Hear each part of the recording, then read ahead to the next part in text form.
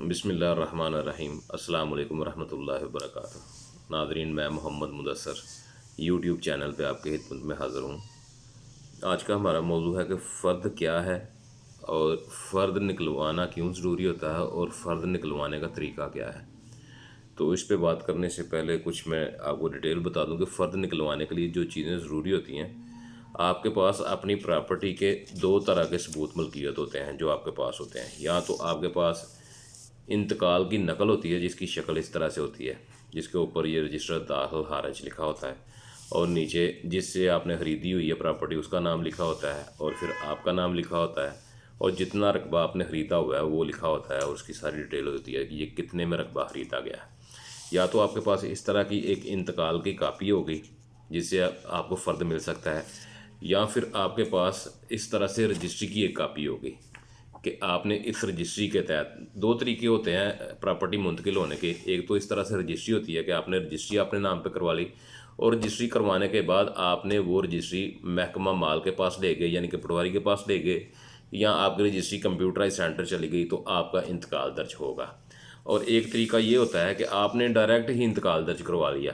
Direct انتقال اس طرح سے درج ہوتا ہے کہ اگر پٹواری کے پاس آپ کا ڈیٹا ہے یا آپ کا ریکارڈ ہے تو وہ تحصیلدار کے سامنے روبرو پیش ہو کے، جو بیچنے والا ہے وہ بھی پیش ہوگا اور آپ بھی خریدنے والا بندہ بھی پیش ہوگا، اور ساتھ میں دو گواہ ہوں گے، اور ان کے سامنے یہ انتقال درج ہو جائے گا۔ اس میں رجسٹری کی ضرورت نہیں ہوتی۔ تو یہ انتقال جب درج ہوتا ہے اس کو بے زبانی کہتے ہیں، بے با اقرار زبانی، اس کو زبانی انتقال کہتے ہیں۔ اس کی حیثیت بھی وہی ہوتی ہے جو ایک رجسٹری کی ہوتی ہے۔ رجسٹری میں اس طرح سے ہوتا ہے کہ رجسٹری میں سب رجسٹرار کے سامنے، یا بعض اوقات یہ جو ڈیزگنیشن ہوتا ہے رجسٹری کو پاس کرنے کا، یہ AC صاحب کے پاس ہوتا ہے، بعض اوقات یہ تحصیلدار صاحب کے پاس ہوتا ہے۔ تو اس پروسیس سیم ہے، وہ ایک رجسٹرڈ ڈاکومنٹ بن جاتا ہے جو رجسٹری کی شکل میں ہوتا ہے۔ اس کی فیسز جو جمع ہوتی ہیں وہ اسٹامپ پیپر کے ذریعے ایک رجسٹری ہوتی ہے، اور فیسز اس کی بھی اتنی ہی جمع ہوتی ہیں، لیکن یہ ڈائریکٹ انتقال ہونے کے بعد یہ پھر بینک میں اس کوڈ میں اس جو خزانے کا نمبر ہوتا ہے وہاں پہ فیسز جمع ہوتی ہیں۔ فیسز سیم ہوتی ہیں رجسٹری کی اور انتقال کی بھی۔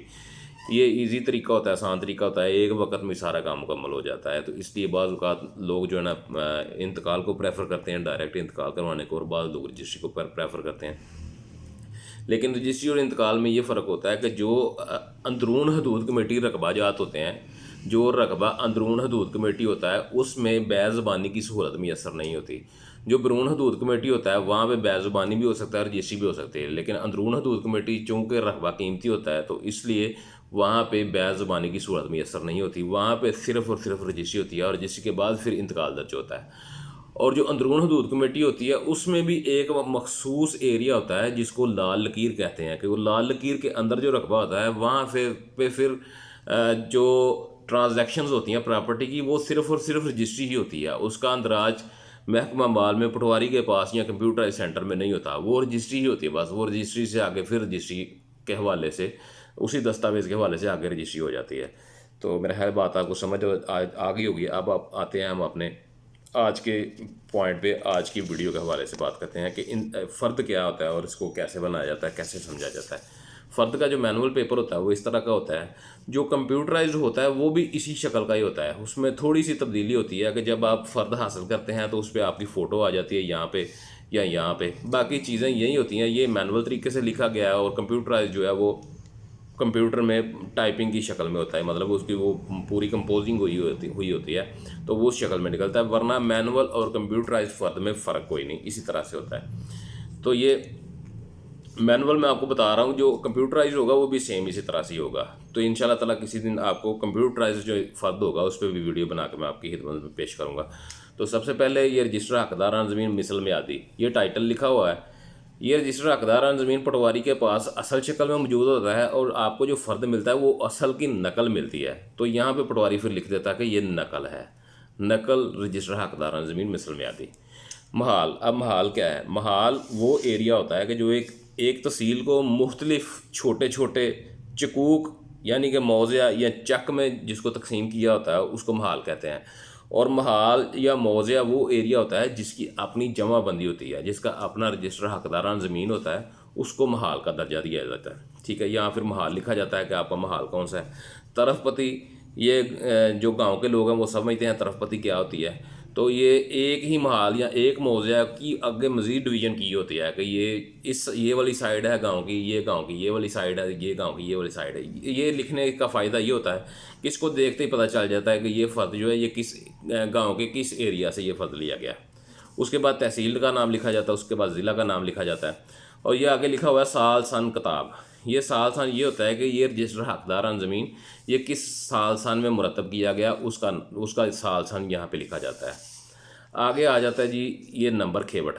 نمبر کھیوٹ جو ہے نا یہ مالکان کا نمبر ہوتا ہے، یہ رجسٹر حقداران زمین پہ یہ پہلے سب سے پہلی جو رو ہوتی ہے، یہ سمجھ لیں کہ سیم ٹو سیم یہ فرد جو ہے یہ رجسٹر حقداران زمین کی نقل ہے۔ اس کو وہاں سے رجسٹر حقداران زمین میں ایک کھیوٹ میں یا ایک کھاتے میں بہت سارے مالکان ہوتے ہیں، لیکن جب آپ مخصوص اپنا لینے جاتے ہیں تو پھر وہ آپ کو آپ کا ہی نقل اتار کے دیتے ہیں کہ آپ کا کیا لکھا ہوا ہے۔ یہاں پہ کھیوٹ نمبر آ جاتا ہے، مثال کے طور پہ یہ کھیوٹ نمبر ہے 13، تو یہاں پہ پھر پٹواری حضرات جو ہیں وہ 13 لکھ دیں گے۔ آگے یہ کھتونی نمبر ہے 28، یہ 28 لکھا جائے گا۔ آگے یہ بیچنے والا بندہ ہے، مطلب آپ فرد جو لے رہے ہیں وہ آپ بیر رجسٹری کے لیے لے رہے ہیں کہ آپ نے یہ پراپرٹی بیچ دی ہے اور آپ یہ رجسٹری کروانے کے لیے کسی کے نام منتقل کروانے کے لیے فرد حاصل کر رہے ہیں۔ فرد ایک ہی شکل کے ہوتے ہیں، ان پہ ایک ہی چیز لکھی ہوتی ہے، لیکن ان میں صرف اور صرف ڈیفائن کیا جاتا ہے کہ یہ فرد جو ہے یہ کس مقصد کے لیے لیا گیا ہے۔ اگر آپ اپنے ثبوت ملکیت کے لیے فرد حاصل کر رہے ہیں تو اس پہ ثبوت ملکیت لکھا جائے گا، باقی ساری تحریر وہی ہوگی۔ لیکن اگر آپ برائے ریکارڈ لے رہے ہیں، برائے عدالت لے رہے ہیں، کسی کی ضمانت کروانے کے لیے لے رہے ہیں، یا بیچنے کے لیے لے رہے ہیں، مختار عام دینے کے لیے لے رہے ہیں، مختار خاص دینے کے لیے لے رہے ہیں، تو یہاں پہ مینشن کیا جائے گا کہ یہ کس مقصد کے لیے فرد حاصل کیا جا رہا ہے۔ باقی ساری کی ساری تحریر وہی ہوگی جو جمع بندی میں ہوگی، وہی یہاں پہ کاپی کر دی جاتی ہے۔ اس میں کوئی فرق نہیں ہوتا، تحریر میں کوئی فرق نہیں ہوتا، صرف یہاں پہ مینشن کیا جاتا ہے کہ فرد حاصل کرنے کا مقصد کیا ہے۔ ٹھیک ہے، فار ایگزامپل یہ ایک بندہ ہے غلام حیدر ولد گلاب،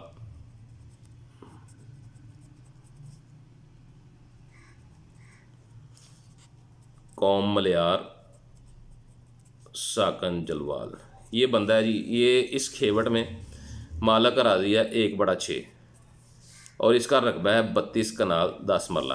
اب ہمیں فرد صرف اسی کا چاہیے، لیکن کھیوٹ میں اور بھی مالکان اراضی ہیں، تو اس لیے اس کا رقبہ لکھ کے ہم باقی لکھیں گے باقی بدستور دیگر مالکان۔ جب آپ فرد حاصل کریں گے تو یہ ورڈ آپ کو عمومی طور پہ ملے گا، لیکن وہ بعض لوگوں کو سمجھ نہیں ہوتی کہ یہ کیا لکھا ہوا، اوپر تو ہمارا نام لکھا ہوا ہے، نیچے کیا لکھا ہوا ہے۔ نیچے یہ لکھا ہوتا ہے کہ اس کھیوٹ میں آپ کی ملکیت اتنی ہے اور جو باقی لوگ ہیں ان کی ملکیت اتنی ہے، باقی بدستور دیگر مالکان کے باقی جو بھی بچتا ہے وہ 5/6 حصہ بچتا ہے، وہ دیگر مالکان کا ہے، آپ کی ملکیت یہ ہے۔ ٹھیک ہے، نام کاشتکار ماحوال۔ اب جو رجسٹر حقداران زمین ہوتا ہے اس میں یہ کالم بہت تفصیل سے لکھا ہوتا ہے، تو اس کو شارٹ فارم میں لکھنے کے لیے یہ ساری ڈیٹیل فرد پہ نہیں لکھی جاتی، بس یہاں پہ یہی لکھ دیا جاتا ہے کہ بدستور۔ بدستور کا مطلب یہ ہے کہ جو جمع بندی میں جو رجسٹر آف رائٹس میں لکھا ہوا ہے وہی یہاں پہ لکھا گیا ہے، وہ بدستور وہی چل رہا ہے۔ اب یہ لکھا ہوا ہے کہ نمبر حسرہ ماں نام اگر کوئی ہو۔ اب یہ کھیوٹ ہے، اس میں مختلف نمبر حسرہ بھی ہو سکتے ہیں، ایک سے زیادہ بھی ہو سکتے ہیں، تو اس میں جو کھیوٹ اس میں نمبر حسرہ ایک ہی ہے۔ اس کھیوٹ میں اگر زیادہ نمبران حسرہ ہوں گے تو پھر نمبران حسرہ نہیں لکھے جائیں گے، صرف یہ لکھا جائے گا یہ اس میں قطعات کتنے ہیں، کتنے ہیں، جتنے نمبر حسرہ ہوں گے 1 2 3 4 اتنے لکھے قطعات، اور نیچے ان کی گنتی لکھ دی جائے گی کہ اتنے نمبران حسرہ ہیں، اور ساتھ میں جو اگر نمبران حسرہ ہوں گے ان کو جمع کر کے ان کا رقبہ بھی لکھ دیا جائے گا کہ اتنے کتنے ہیں اور اتنا رقبہ ہے۔ لیکن یہاں چونکہ ایک ہی نمبر حسرہ ہے تو وہ ایک ہی نمبر حسرہ لکھا جائے گا 25، اور اس کا رقبہ ہے 195 کنال 1 مرلہ۔ اب یہ بندہ ہمیں پتہ چل گیا کہ یہ بندہ 195 کنال 1 مرلہ میں 1/6 32 کنال 10 مرلے کا مالک ہے۔ تو اب یہاں پہ دیکھنا پڑے گا کہ یہ اگر تو یہ بندہ اس میں سے 10 مرلے رقبہ سیل کر رہا ہے، بیچ رہا ہے، تو اس کا فرد حاصل کر رہا ہے، تو پھر یہاں پہ اس کی ساری ملکیت لکھی گئی ہے، لیکن یہاں پہ لکھا جائے گا کہ یہ کتنا منتقل کر رہا ہے۔ اس کے لیے یہاں پہ لکھا جائے گا کہ منتقلہ، یہاں پہ لکھا جائے گا حصہ، یہاں پہ لکھا جائے گا رقبہ۔ تو اب یہاں پہ ہم چونکہ دیکھ رہے ہیں کہ یہ صرف جو ہے نا 10 مرلے رقبہ فروخت کر رہا ہے، تو ہم دیکھیں گے کہ 10 مرلے کا حصہ کیا بنتا ہے۔ کہ آپ کو میں نے بتایا تھا ایک ویڈیو میں کہ ایک एक कनाल में 20 मरले होते हैं, तो ये 195 कनाल है, तो 195 कनाल का मरले बनाएंगे ये 3900, और एक मरला ये ऊपर है 3901। तो इसमें से 10 मरले ये बंदा सेल कर रहा है, तो यहाँ पे लिखा होगा 10/3901, यानी कि हिस्सा ये है कि 3901 मरला में से 10 मरले सेल कर रहा है, 10 मरले सेल रहा है। ये कनाल लिखा जाएगा, ये मरला यहाँ पे लिखा होगा उर्दू में भी 10 मरला सिर्फ।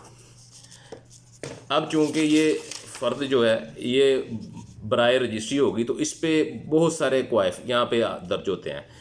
यहाँ पे 1 2 3, ये आपको जब आप कोई फ़र्द देखेंगे तो आपको समझ लगेगी कि इस पे क्या लिखा था। मेन जो चीज़ें लिखी जाती हैं वो इसका पर्पस लिखा जाता है कि ये फ़र्द किस मकसद के लिए हासिल किया गया है।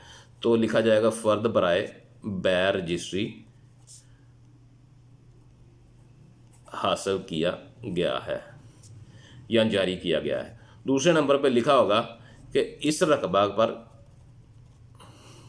कोई हुक्म इम्तनाई दर्ज रजिस्टर ना है, क्योंकि अगर किसी रकबा पर हुक्म इम्तनाई का मतलब कि ये लिटिगेशन में है, इसका केस अदालत में चल रहा है, कोई भी इस तरह का रकबा होगा तो उसकी बैर जिसी की फ़र्द जारी नहीं होगी। अगर अदालत ने उसको स्टे किया हुआ है, उसको रुका हुआ है, तो फिर उसका फ़र्द जारी नहीं होगा। इसलिए ये मेंशन करना ज़रूरी है। अगर पटवारी यहाँ पे लिखे या कंप्यूटराइज रिकॉर्ड वाले यहाँ पे लिखें कि इस रकबा पर हमारे पास किसी केस का अंदराज नहीं है, या इस रकबा पर कोई हुक्म इम्तनाई स्टे वगैरह लिटिगेशन नहीं चल रहा जो जिसका अंदराज हमारे रजिस्टर में हो, तो इस पर लिखा जाएगा इस पर कोई हुक्म इम्तनाई दर्ज रजिस्टर ना है। तीसरे नंबर पर लिखा जाएगा कि इस रकबा की जो सरकारी क्योंकि रेट लिस्ट होती है हर नंबर हसरे की हर इलाके में, कि इसमें इसका ये इस नंबर हसरा का सरकारी कागजात में एक मरले की कीमत क्या है वो लिखी जाएगी। फिर यहाँ पे लिखा जाता है कि बाज़ औक़ात जो मौका पे जो रेट लिस्ट में रेट कम होता है और मौके पे रकबा कीमती होता है, तो वो भी मेंशन किया जाता है कि इसमें इसका मार्केट वैल्यू क्या है इसकी। ठीक है, इस तरह से ये मुख्तलिफ़ किस्म के जो एडिशनल चीज़ें होती हैं वो सारी लिखी जाती हैं। और फिर यहाँ पे लिखा जाता है जनाब आला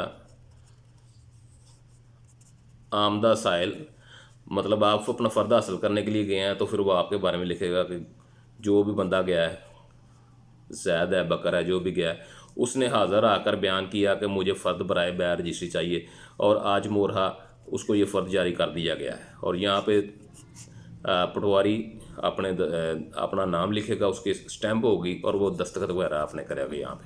ठीक है, साथ में मोहरा होगा। यहाँ पे एक चीज़ बहुत ज़रूरी होती है, जब भी आप फ़र्द ख़रीदें तो फ़र्द ख़रीदने का जब भी आप फ़र्द हासिल करें तो उस पर यहाँ पर रपट नंबर लिखी होती है, वो आपने ज़रूर चेक कर लेनी है। ये रपट रोज़नामचा होती है, तो इसका मतलब होता है कि ये रपट रोज़नामचा, इसके तहत इस फ़र्द का पूरा अंदराज ये नहीं होता कि आपने फ़र्द ले लिया और आप फ़र्द लेके चले गए। इसका एक अंदराज सरकारी कागजात में भी होता है, जिसको रोज़नामचा वाक़याती कहते हैं कि कौन सा बंदा आया और उसने क्या हासिल किया, किस मकसद के लिए हासिल किया। तो इस फ़र्द की पूरी जो रिपोर्ट है वो रोज़नामचा वाक़याती की रपट नंबर में लिखी जाएगी।